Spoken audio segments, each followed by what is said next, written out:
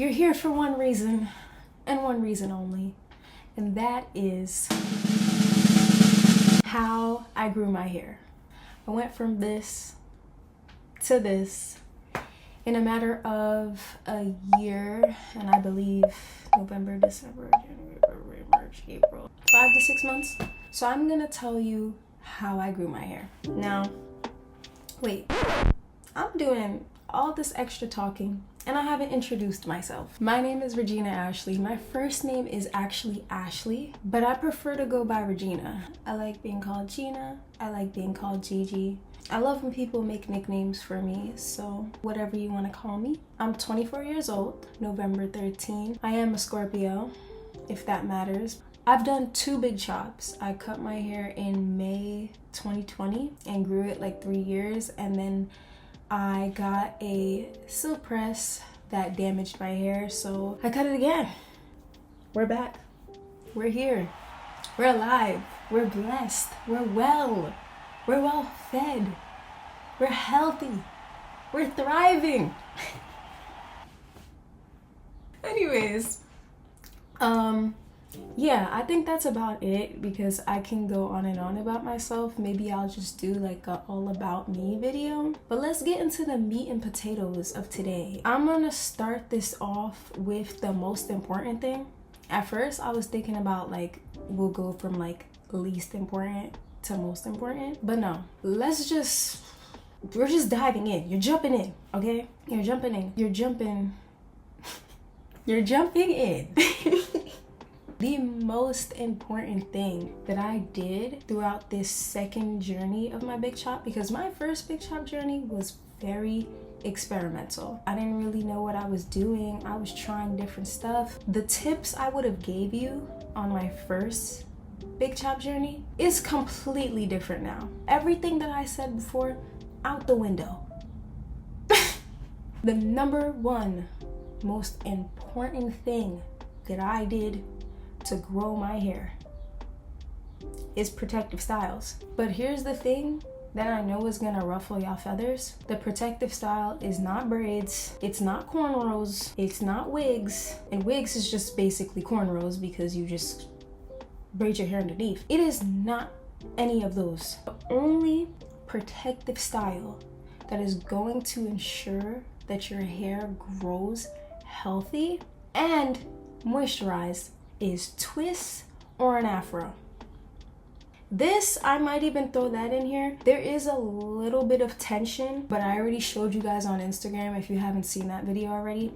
I do my ponytails with a little ribbon. I don't use a hair tie. No one really talks about it enough. I think a majority of you guys have tension alopecia. It's just when you're doing hairstyles that are literally pulling the hair out of your scalp. Like, if you've ever noticed little white bulbs, you might think it's dandruff. You might think, oh, my hair's just dirty. No, your hairline is receding.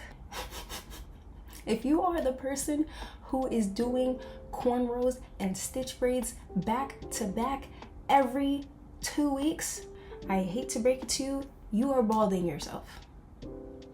I love a good protective style. I used to love doing knotless braids. I used to love doing cornrows. I used to love doing any of those styles, but I noticed every time I did those styles, I had hair loss. And I'm not talking about shedding, because it's normal if you have your hair in cornrows, for example, and you have them in cornrows for 3 weeks. All of that hair that you were supposed to shed every day does need to eventually come out. So it's normal to have a little hair shed, but most of the time it's not hair shed you guys are seeing. You're literally seeing hair loss, and I went through it. My biggest weakness, my hairline. That's where most of the tension goes for me. I have my edges all cute right now. It's not really that noticeable, but I definitely lost a lot of hair here, a lot of hair here, a lot of hair here, which you can kind of see because I already noticed what was happening So I stopped. That's the biggest tip I could give you guys. My second journey, I didn't do knotless braids. Maybe in the beginning I did, but I quickly realized what was going on and I said, I'm cutting this out. Like, Go down the wormhole of tension alopecia and please, I beg you, to make better hairstyle choices. I know the hairstyles look really good. It is affecting your scalp and your hair. And another problem that I think too is that hairstylists are choosing look over health. You're doing knotless braids or cornrows, they're slapping so much extra gel on your head. They're pulling every strand of hair, trying to make it perfect so they could be like, all right, let's get this picture for my Instagram, let's get this video. They're not prioritizing your hair health, but it's really not worth it. And another thing that also came out is that the braiding hair is toxic. Like they add, I don't even know if it's chemicals or whatever, it's like cancer causing. We just can't catch a break. That is the number one tip I can tell you. Wear your afro, wear the twists, wear your hair. You can do the cornrows or certain styles, but they have to be done properly. You should not have a hairstyle on your head that hurts. If your scalp is hurting, if you feel like your hair is getting pulled, if you're getting a headache, no, it's not healthy. Maybe you're not noticing the damage right away, but the damage is happening. You're doing these super extra big heavy edges to try to cover the fact that you're losing your hairline. And same thing for the guys. I don't know, y'all be having that little behind it, you're losing your hair anyways. Y'all are going bald for hairstyles. Why be so afraid to just wear your hair in an afro? Why be so afraid to wear your hair in curls? And that whole texturism conversation, like throw that out the window, because facts, like throw that texturism conversation out the window. An afro, a healthy afro, it looks great on both men and women. I don't know, I just feel like things are kind of like going backwards. Like we had the period of the perms and the straight hair and everything, and your life will be so much easier when you give yourself that freedom. Because guess what? I walk outside with my hair this big. Am I gonna be thrown in a jail cell for wearing my fro? Am I gonna be hurt if someone walks past me? You look like you're from the 70s. You're giving, you know, like, yeah, girl, like like who cares what people have to say? If you feel good, you could be bald. Who cares? Life goes on. The sun rises and the sun goes down and it rises again. I will admit, having a different hairstyle gets you different attention. Me wearing my hair like this versus when I have my hair in like braids, or I did have a wig, I had the bundles going down my back. You know how many guys, especially black men, that approached me, all of a sudden, y'all want to start speaking to me? If you don't want to take me as I am, then you're not getting me. But anyways, because we're here to talk about how I grew my hair. Stick to wearing your hair, and if you do decide to do some sort of braids or some style, you need to make sure it is installed correctly. I needed to get that off of my chest. Number 2, and I made a note here because I didn't want to forget anything. Consistency. I feel like that's so straightforward. Like anything in this life, if you want to get better, you want to improve, be a better person, you have to apply whatever it is consistently. Everything and anything. If I grab this water bottle, I say, oh, I want to drink more water, right? Me chugging this one water bottle right now and I don't do anything else for the future is not going to make a difference. Whereas if I say, well, I'm going to drink 1 water bottle, 2 water bottles every day throughout the day. Do you see the difference here? With consistency, what I need you guys to do if you want to grow your hair like me is I need you to have a calendar. I need you to pay attention to how often you're washing your hair. I wash my hair every 2 weeks. Sometimes I might push to 3 because life, you know, it happens. I've been washing my hair sometimes every week. The more consistent you are, ooh, your hair needs water. Your hair is a plant. You cannot be going 1, 2, 3 months without giving your hair water. Do you see the grass? Do you see the trees? Do you see the plants out here? They don't survive without water. And we're not talking about cactus, because I know y'all gonna try to bring up some other plants. You're going to make a consistent hair schedule. You're going to be consistent with washing and moisturizing your hair. You can also spray your hair with some sort of moisturizing water. There's so many different types of refreshers that you can spray in your hair to give it a little, you know, a little oomph. Like even with the gym, you go into the gym one time and lifting weights is not gonna do anything. You have to be consistent. So you need to give your hair the same consistency you're giving anything else in your life. Boom. Good protective styles, consistency. Consistency. Number 3 that I think also made a huge difference for my hair is taking care of myself. And I know that sounds pretty like generic, but you need to be drinking enough water. You need to be eating your vegetables. I've seen people doing these concoctions of like avocado and eggs and all this extra stuff and putting it on their hair. Baby, you need to eat it. You need to eat this stuff. I love eating Greek yogurt. I like different types of fish. I love fruit. I go to St. John's. I love getting a bowl of just all different types of fruit and just eating it. Bananas, cantaloupe, honeydew, pineapple. You need to take care of yourself. That's just something that only you can give yourself and nobody else can. As far as vitamins, I think that I don't want to push and say that vitamins are a necessity, but you can get your blood work done and you can see what you're deficient in. Because most of the time, your vitamins should be from the food you're eating. But overall, putting the work in for that, you know? Those are my top 3, just to throw some other things in there that I feel like I also do. Make sure you're using products that work for you. I don't want to say good products because I don't feel like that's the right terminology. Using products that are catered to what you need. Everybody is different. I have a very wide range of products that I like. Blessed and fortunate enough that I've worked with so many hair brands and like I get so many different products.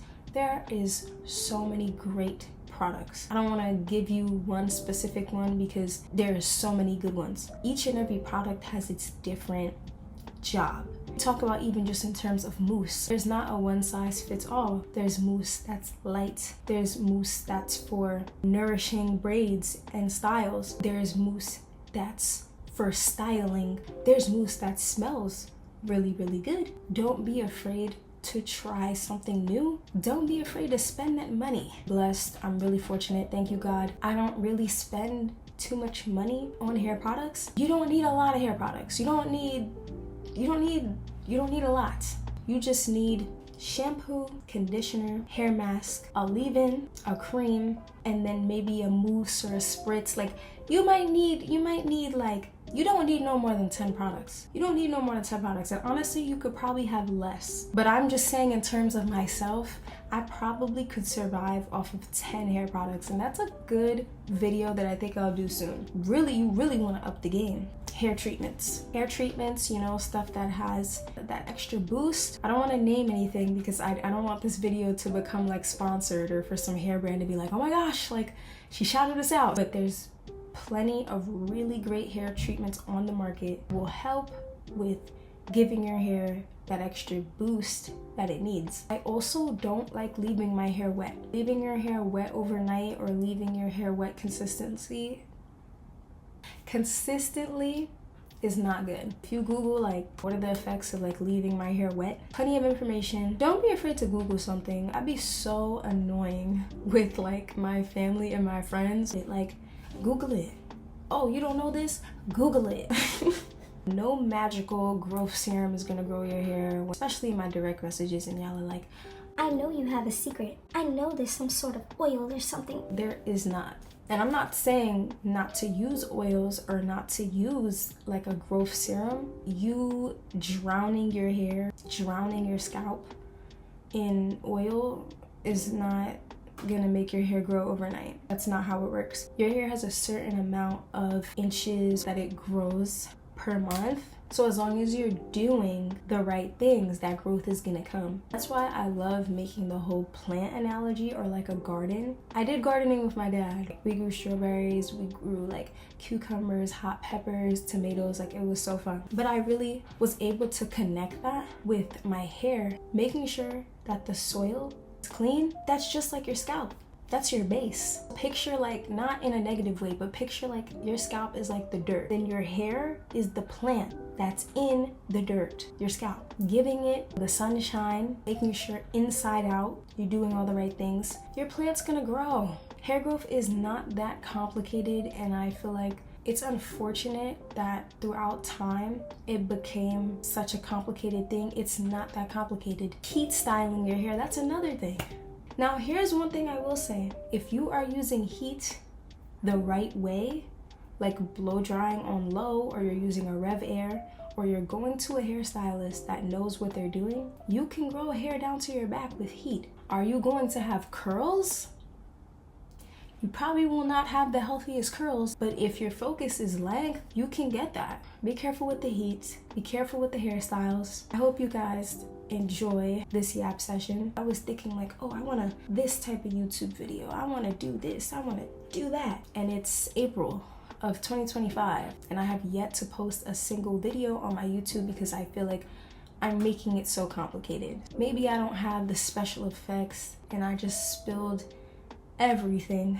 I hope you can at least get one good thing out of it.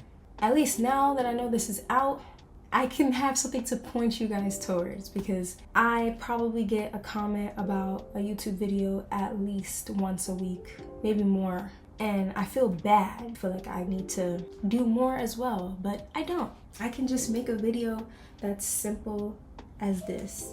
I hope it's good enough. I hope it works for you guys. I hope that your year is going really, really well. And if it's not, listen, today is just one day. Whatever it is you want to do, whatever it is you want to start, whatever it is you want to be, you can do that. This is your life. The tips are here. The information is here. You need to take it, apply yourself, because no one else is going to do that for you. That there's going to be one day that my parents are not going to be here for me, and I want to be able to do for myself.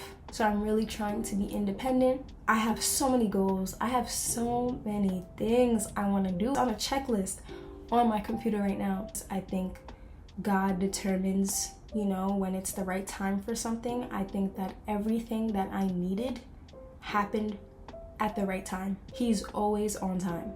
I really trust God. I love my life right now. I'm gonna put the work in, but ultimately pick up a Bible. Baby steps. I really love you guys. I hope that, I can look back at this video and say the same thing in another year. Do all the things that I want to do this year, because there's quite a lot. So I don't really know how I should close out my video. One day at a time. Take care of yourself. Apply the consistency, the love into whatever it is that you want to be and what you're doing.